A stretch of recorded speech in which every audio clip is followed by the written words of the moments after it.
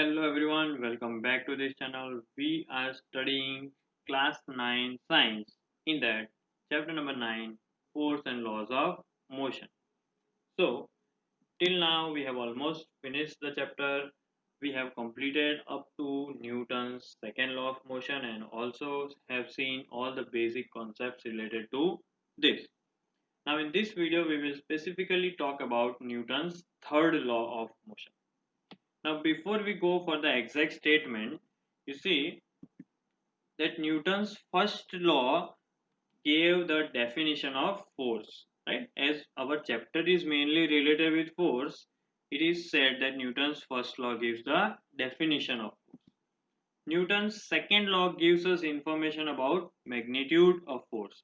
Now, what is magnitude? Magnitude is value. Okay, so remember Newton's second law gave us few formulas, and based on those formulas we can actually calculate the force. So it is said that Newton's second law gives us the information about magnitude of force. Now if we focus on the fact that how, in which manner the forces are exerted on the bodies, we all know that the bodies in motion, they are only due to the forces. But how the forces are exerted? A question will arise whether only one object exerts force on another or there are some more phenomena present. Right? This must be a natural question arising to your mind. Right? Suppose if you kick a football, you all know that you have used a muscular force. Right? So the force went from your leg to the football. But is there any force which is exerted by football on your leg? Does your foot feels any kind of force when you kick? The answer is yes. So to explain this phenomena, we will move ahead with the main statement that when object exert force on another object, the second object instantaneously exert a force back on the first object. So these two forces are always equal in magnitude, right? But opposite in direction.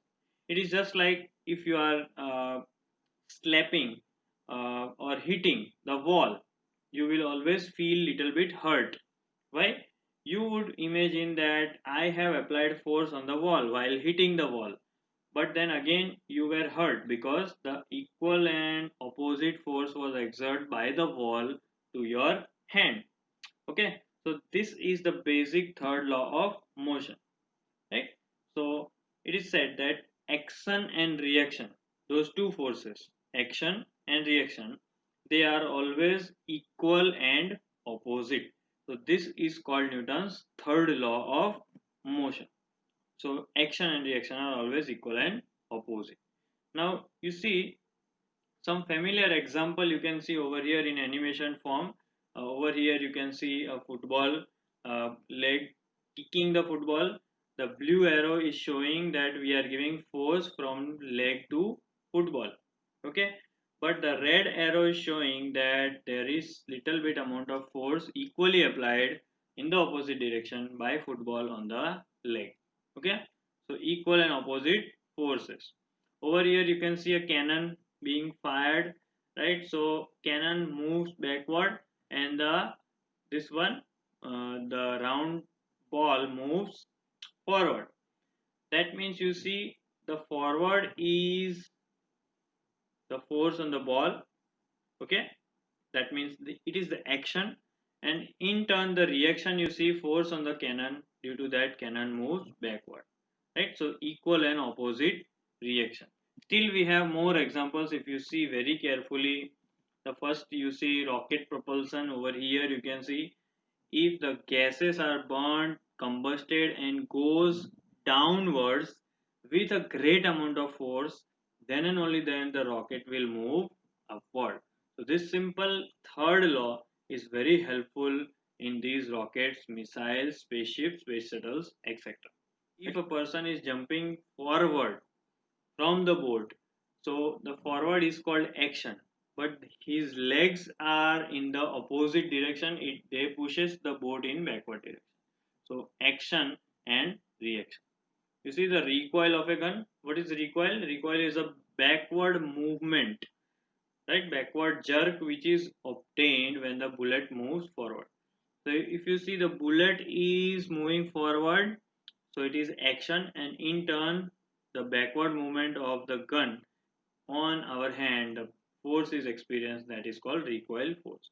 So these all are nothing but simplest example of the third law of motion. Clear?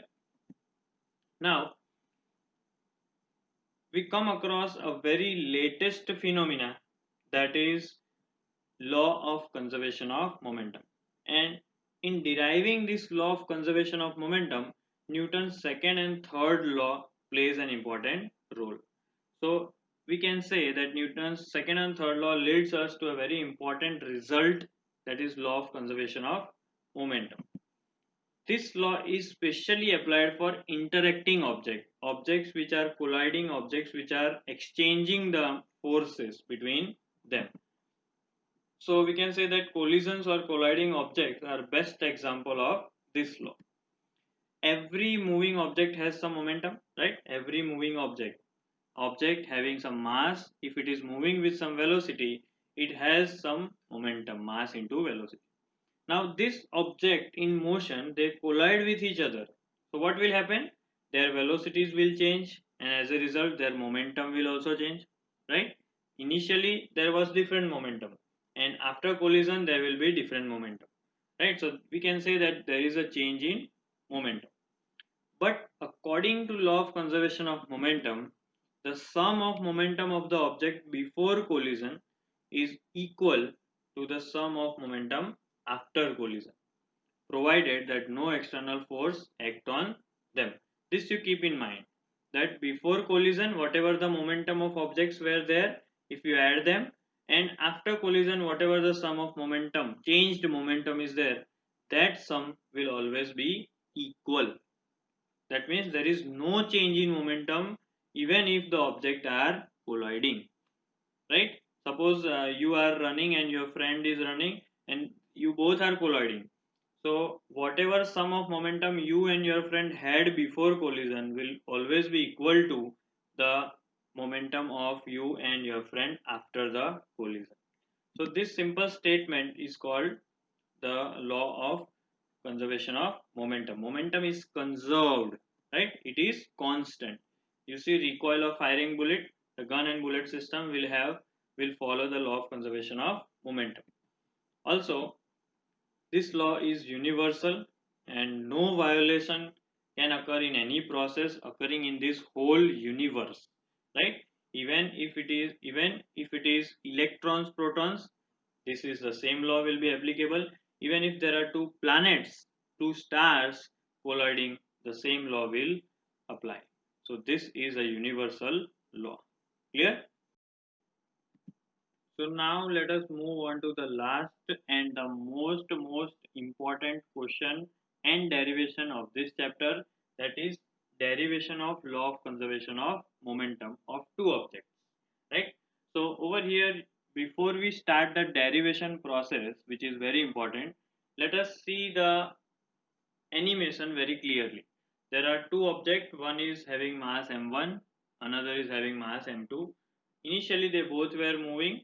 You can see u1 and u2 are their initial velocities, and when they collide in between, when they collide, what happens? Their velocities will change. So now u1 u2 got changed into v1 v2 final velocities. Okay, so you see this is a very simple example of collision, and let us now prove that in this example law of conservation of momentum, that is the sum of momentum of object before collision and sum of momentum of object after collision, they are same. Okay, that means there is no change in momentum. Now before that, let us assume few very important things. For example, the mass of object, the first mass is ma and mb. I have assumed a and b, right? So we have followed the textbook. So in our textbook it is a and b, so we will follow a and b. Initial velocity of both the object ua and ub. After collision, final velocities will become va and vb. The time of collision is t. For example, let us assume that whenever they are colliding for t seconds.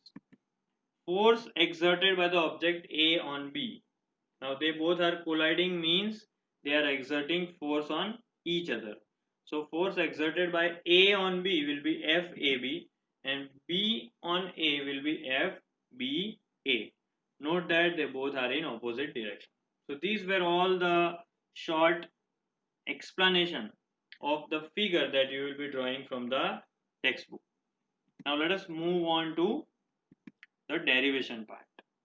So the first step will be, now whatsoever steps I will be explaining, whenever you are writing, I suggest that you write step by step and understand first and then go for the writing one. So total initial momentum, initial. So whenever you use the word initial, always use initial velocities. So for the first object it will be MAUA, for second object MBUB, add both of them. Total final momentum will be MAVA, first object, MBVB, second object. Okay, and we have to prove that these both are equal. So let us see how we can prove. Now, applying Newton's third law. What was Newton's third law? Action is equal and opposite to reaction. That means force exerted by object A on B is equal and opposite to force exerted by object B on A. That means FAB is equal to but negative of FBA. Right? Now let us find out what to put instead of force. So what is force? Force is mass into acceleration. So here you can see FAB, I have written mass into acceleration. Okay. Now MA is the mass and acceleration A we haven't assumed, but instead we will use VA minus UA upon T. So everything related to A will be over here, mass MA, then acceleration VA minus UA upon T. Same way if we write FBA, that is force by B on A. So it is MB into acceleration, that is MB into VB minus UB upon T. So this is a very simple formula, force equals to mass into acceleration. Clear? Acceleration directly is not given, so we will write final velocity minus initial velocity upon T. Okay? Now use these values in this equation. FAB equals to minus FB. So what will happen? MA VA minus UA by T equals to minus of MB VB minus UB by T. We can always cancel this T and T. This T will be cancelled. So we have only numerator left, but still we have to multiply. So let us multiply MA with VA. That will give you MAVA. Then minus. Then MAUA. Over here still minus sign I am keeping outside. Let us multiply first. MBVB minus MBUB. Okay. Upon T is already cancelled. Now let us give this minus to these both terms. So this side it will be repeated.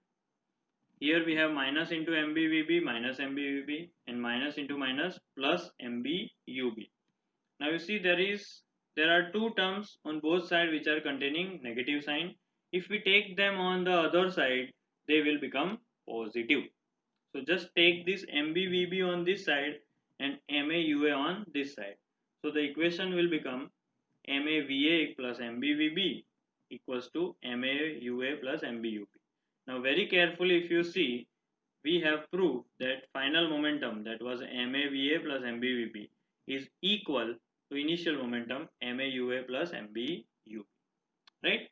If you go step by step, each step will be very easy and whole topic is very easy. Don't get confused in between. We are only using Newton's third law and force formula and just simplification of this, right? So we have proved that final momentum equals to initial momentum. That means momentum is conserved before and after the collision. Clear? So that's all for this video, and by this video we have completed all the theory topics of this chapter. Almost the chapter is complete. So in the next video I'll be specially solving the numericals from the examples and exercise as well. So that will be our final last video. So till then, make notes properly. Thank you.